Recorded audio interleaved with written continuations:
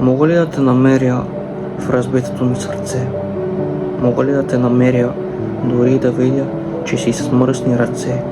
И мога ли отново за жена да си търся? Мога ли да те намеря в гората, морето, океана или си някъде в друга държава? Мога ли да те намеря, дори да не искаш да те търся, но знам и усещам, че имаш силни чувства?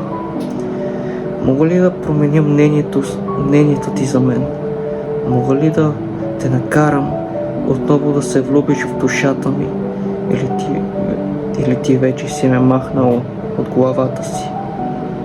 Мога ли? Криминален съм. Отвътре крадат чужди сърца, но отвънка съм в празна планина. Криминален съм.